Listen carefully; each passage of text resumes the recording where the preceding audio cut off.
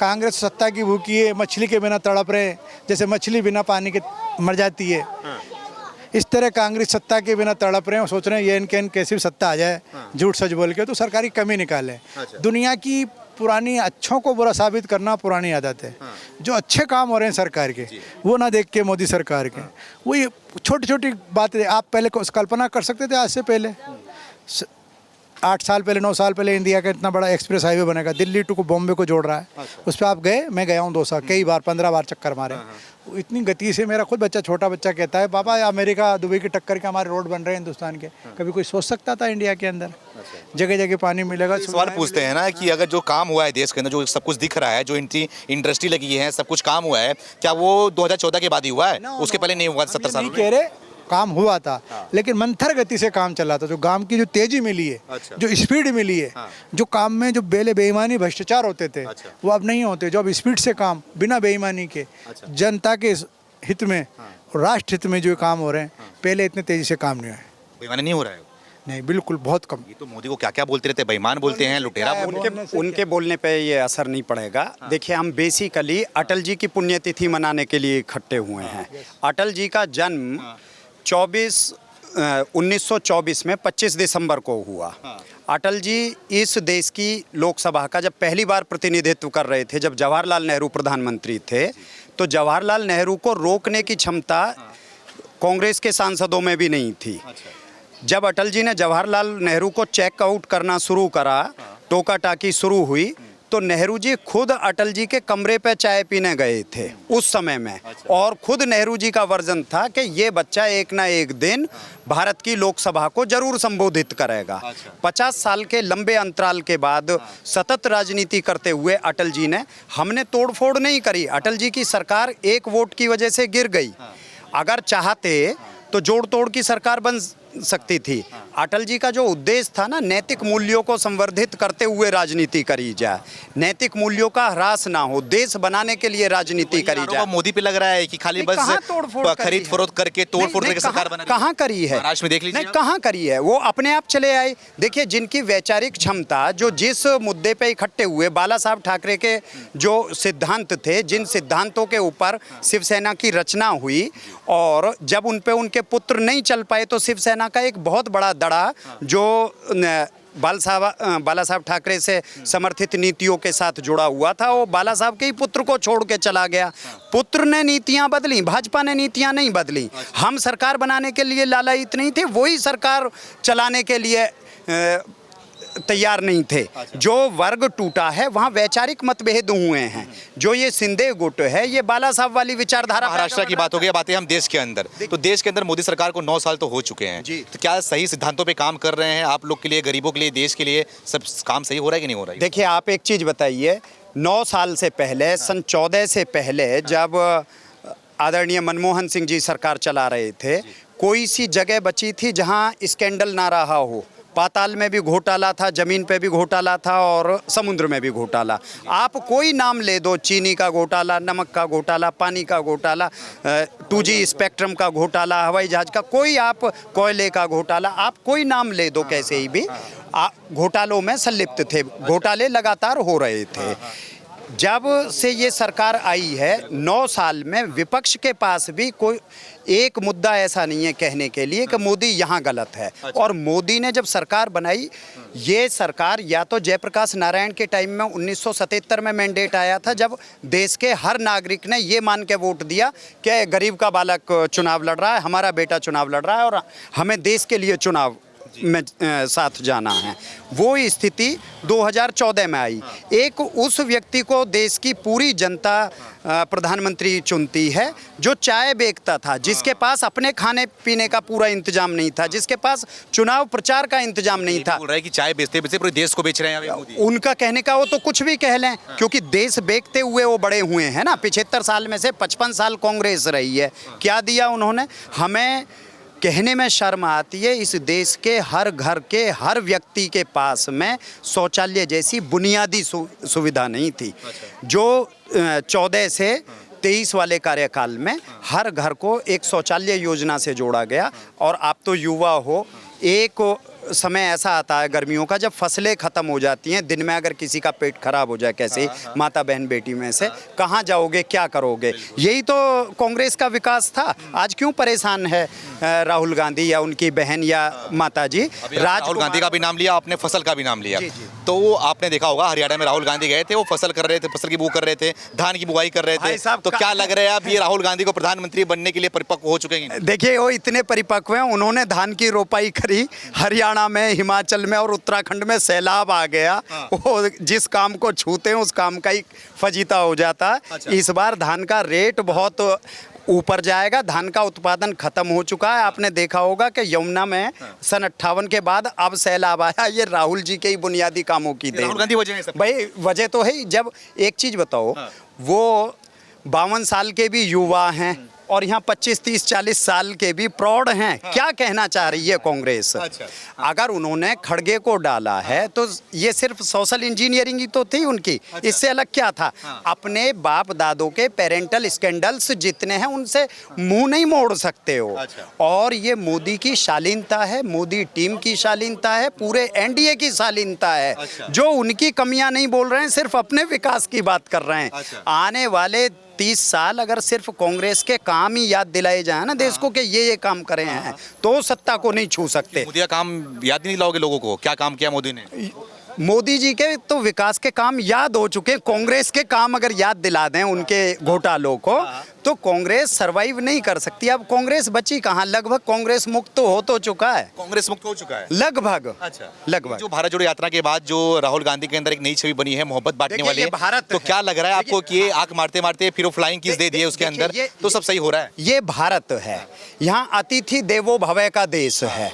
आप राहुल गांधी को वोट देना अलग है और राहुल गांधी को भोजन यापन और उसका सम्मान करना अलग बात है। यहाँ तो कुत्ते, बिल्ली, कीड़े मकोड़े भी जो आते हैं उन्हें भी भोजन कराया जाता है, हाथ जोड़ के निवेदन करा जाता है। अतिथि देवो भव का मतलब तो ये है, वो अतिथि है, हमारा बच्चा है। अब वो देश चलाने के लिए कांग्रेस थोड़ी है, देश चलाना तो मोदी ने सिखा दिया ना।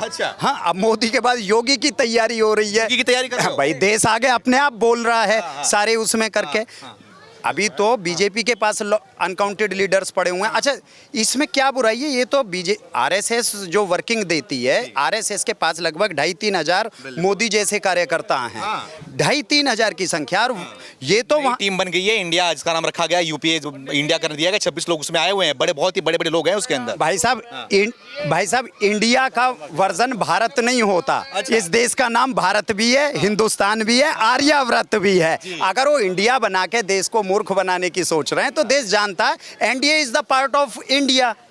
इंडिया में से ही तो एनडीए है। अगर आप स्पेलिंग्स पे ही जा रहे हो, बच्चे का नाम बदलने से ज्ञान नहीं बदलता। ये बोल रहे कि नाम बदलने से ज्ञान नहीं बढ़ता, तो क्या लग रहा है ये जो नाम बदल दिया गया है, यूपीए का इंडिया नाम रख दिया गया है, 26 लोग हैं इसमें, बहुत ही बड़े बड़े लोग हैं इसके अंदर, धुरंधर लोग हैं इसके अंदर, वो मोदी को उखाड़ फेंकेंगे इस बार। तो क्या लग रहा है 24 में किसकी सरकार बनती दिखाई दे रही है आपको? उनको अपने ऊपर ही भरोसा नहीं रहा।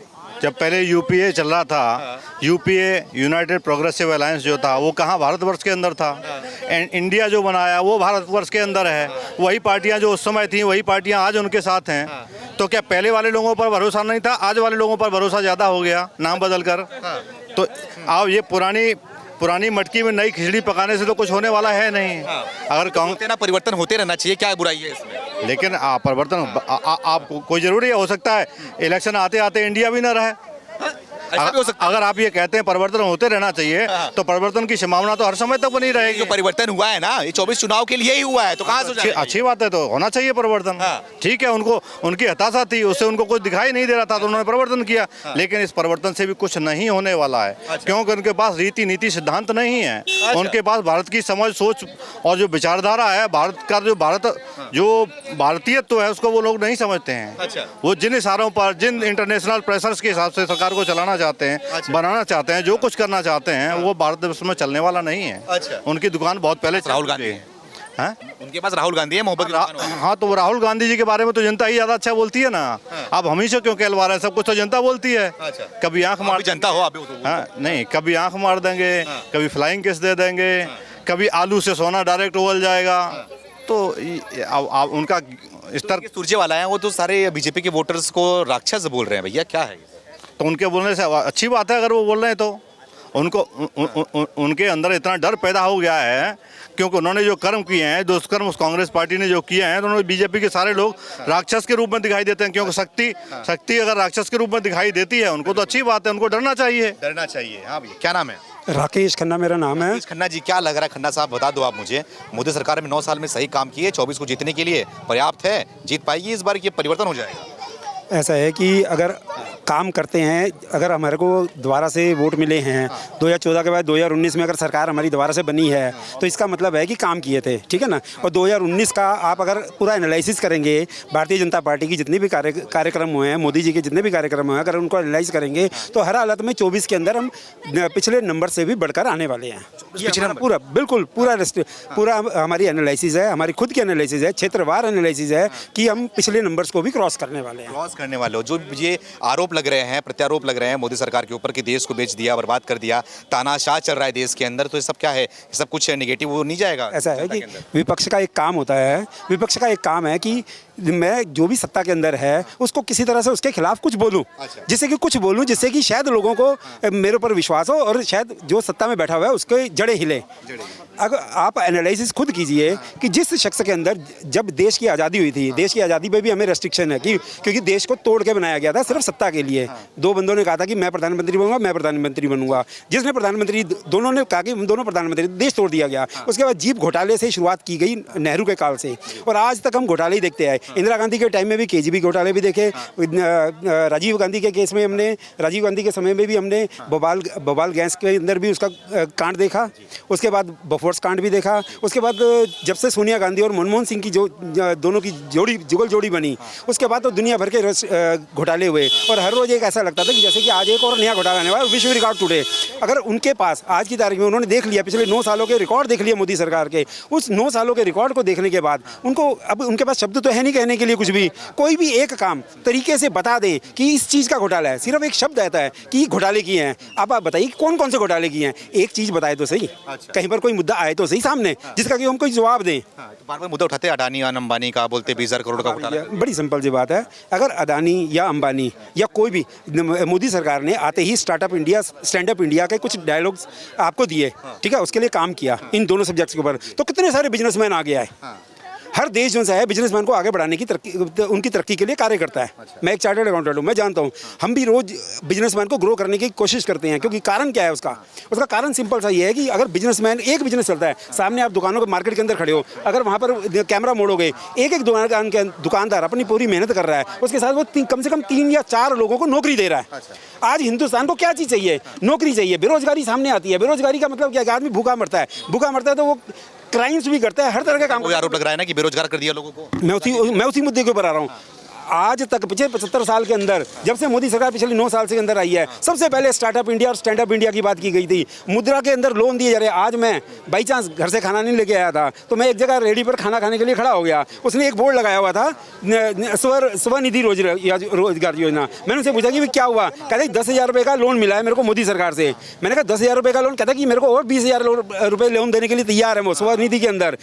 जब रेडी वाले को, पटरी वाले को, किसानों को हर तरफ से फाइनेंशियल मदद दी जा रही है। कोरोना का दौर देख लीजिए, कोरोना का दौर इतना भयानक दौर निकला पूरे विश्व के अंदर। अमेरिका देख लीजिए, चाइना देख लीजिए, यूरोप देख लीजिए, हर तरफ जो सा है मंदी का दौर छाया हुआ है। चाइना की न्यूज़ आपको रोज आ रही होगी कि रिसेशन में जा रहा है चाइना। और भारत सरकार, हमारी ग्रोथ, जीडीपी ग्रोथ लगातार आगे बढ़ रही है। और पूरे हिंदुस्तान, पूरे वर्ल्ड के अंदर हम लोग जो है, पूरा वर्ल्ड का एफडीआई इंडिया के अंदर आ रहा है। क्योंकि मैं चार्टर्ड अकाउंटेंट, मैं जानता हूँ इसको, फाइनेंशियल मैटर्स को।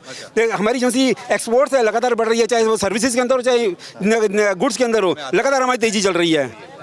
यहाँ पे आ जाइए। आप ये बताइए कि आप एक मुसलमान हैं, एक बहुत बड़ा आरोप लगता है मोदी सरकार पर कि राहुल गांधी बोलते हैं कि देश के अंदर मुस्लिम समाज जो है बहुत खतरे में है, बहुत मुसलमानों को दबाया जा रहा है। तो क्या लग रहा है कि वाकई में ये सब हो रही है क्या? मुसलमान खतरे में नहीं है, कांग्रेस की, राहुल जी की राजनीति खतरे में है, और जो मुसलमानों की राजनीति करते हैं वो खतरे में है। अच्छा। चाहे लालू परिवार हो, चाहे मुलायम परिवार हो, चाहे ममता जी की राजनीति हो, चाहे आप राहुल जी की, प्रियंका जी की राजनीति हो, किसी की राजनीति खतरे में। इनकी दुकानों पे ताले लग गए। चाहे वो फारूक अब्दुल्ला जी की परिवार की पार्टी हो, चाहे उमर अब्दुल्ला की पार्टी हो, चाहे वो